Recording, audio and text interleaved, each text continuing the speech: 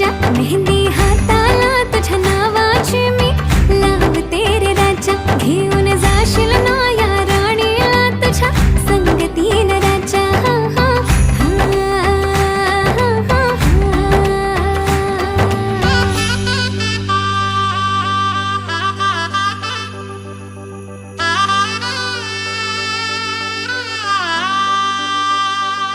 सजली ही नवरी बाई नवरोबासाठी ग. गाली हळदी चाले दिसते किती गोड ग. आई बाबांची लाडकी सासरला जाईल ग. सुखी राहा दिल्या घरी तो